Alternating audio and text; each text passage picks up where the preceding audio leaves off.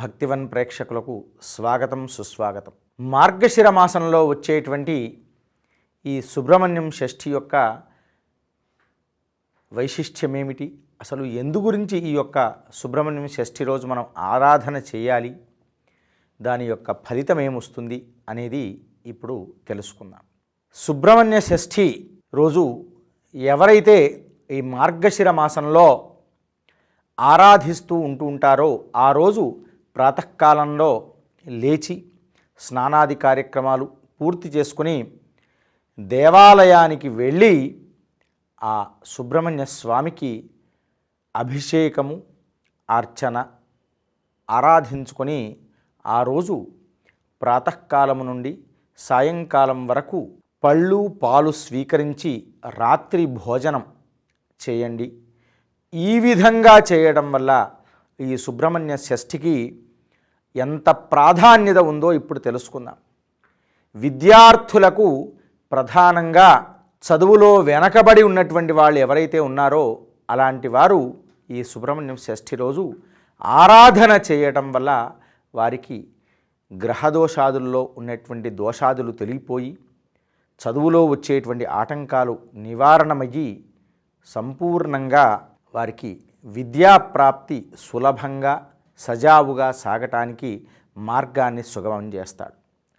రెండవ విషయం ఏమిటంటే ఈ యొక్క సుబ్రహ్మణ్యం షష్ఠి రోజు ఎవరైతే వివాహాదులు సరిగా సక్రమంగా సరియైన సమయంలో జరగక ఇబ్బందులు పడుతూ ఇంకా సంబంధాలు సరిగా కుదరటం లేదు అని అనుకుంటూ ఉంటారో అలాంటి వారు కూడా ఈ సుబ్రహ్మణ్యం షష్ఠి రోజు ఆ సుబ్రహ్మణ్యేశ్వరుడికి ఆరాధన చేసుకొని చలివిడి అలాగే వడపప్పు పానకం ఈ మూడు కూడా కొబ్బరికాయ ఒకటి ఇవి నివేదన ఎవరైతే పెట్టి చివరకు బ్రాహ్మణోత్తమునకు చలివిడి అరటిపళ్ళు కొబ్బరి చెక్కలు దానం చేసుకుంటూ ఉంటారో అలాంటి వారికి సుబ్రహ్మణ్యం షష్ఠి ఆరాధన చేసుకోవడం వల్ల వివాహ ప్రాప్తి అనేటువంటిది అందులో ఆటంకాలు ఏవైతే ఉంటూ ఉంటాయో అవి అన్నీ కూడాను తొలగిపోతూ ఉంటుంటాయి. కొందరికి కుజదోషం ఉందని, ఇలాగే కాలసర్ప దోషం ఉందని, ఇలాంటివి నాగదోషమని ఇలాంటి బాధలతో ఇబ్బందులు పడి వారికి వివాహ ప్రాప్తి అనేది సక్రమంగా సజావుగా సరియైన సమయంలో జరగక రకరకాల ఇబ్బందులు పడుతూ ఉంటుంటారు. అలాంటి వారు ఈ విధంగా విశేషించి ఈరోజు నేను చెప్పిన ప్రకారంగా ఆరాధించడం వల్ల తప్పకుండా వారికి వివాహ ప్రాప్తి కలుగుతుంది. మూడవ విషయం ఏమిటంటే సంతానము లేనటువంటి వారు ఇబ్బంది పడుతూ ఉన్నటువంటి వారు ఈ సుబ్రహ్మణ్యం షష్ఠి రోజు సుబ్రహ్మణ్యేశ్వరుణ్ణి ఆరాధించడం అలాగే సుబ్రహ్మణ్యేశ్వరుడికి సంతానం కావాలి అనుకునేటువంటి వారు ప్రధానంగా వెన్న అలాగే బెల్లము వడపప్పు ఈ మూడు కూడాను సుబ్రహ్మణ్యేశ్వరుడికి అభిషేకం జరిపించుకున్న తర్వాత ఈ మూడు కూడాను నివేదన పెట్టి బ్రాహ్మణోత్తమునకు చక్కగా ఆ వడపప్పు అరటిపళ్ళు అంతేకాకుండా వీలైతే నెయ్యి ఇది దానం చేసుకోండి.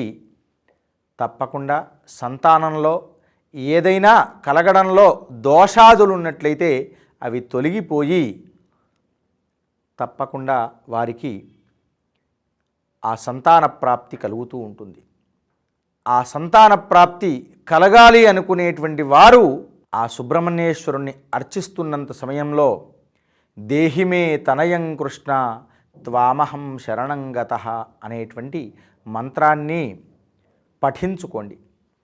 ఓం దేహిమే తనయం కృష్ణ త్వామహం శరణం గతః అనేటువంటిది ఈ మంత్రాన్ని ఆ అభిషేకం బ్రాహ్మణోత్తముడు చేసినంత సమయంలో మీరు ఈ యొక్క మంత్రాన్ని పఠిస్తూ ఎప్పుడైతే ఈ సుబ్రహ్మణ్యేశ్వరునికి ఆరాధిస్తూ ఉంటారో వెన్న వడపప్పు బెల్లము ఇవి నివేదన పెట్టండి.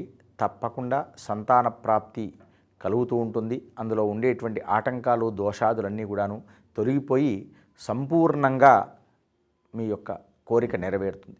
చివరగా ఈ యొక్క సుబ్రహ్మణ్యేశ్వర షష్ఠి రోజు ఎవరైతే అనారోగ్యపు బాధతో కూడా బాధపడుతూ ఉన్నటువంటి వాళ్ళు ఉంటారో అలాంటి వారు సుబ్రహ్మణ్యేశ్వరుడికి గరికతో అలాగే జిల్లేడు పూలతో అర్చన చేయండి.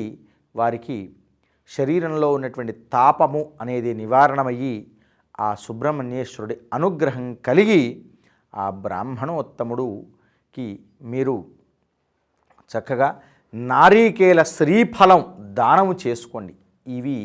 ఈ 4 కూడా విధానాలు సుబ్రహ్మణ్యేశ్వర షష్ఠి రోజు వారి వారి కోరికలను అనుసరించి ఇవి పాటిస్తూ ఉంటారో వారికి తప్పకుండా ఆయా కార్యక్రమాలు అనేటువంటివి కోరికలు అనేవి నెరవేరి ఆ స్వామివారి యొక్క అనుగ్రహానికి కృపకు పాత్రులవుతూ ఉంటారు. ఓం నమః శివాయ.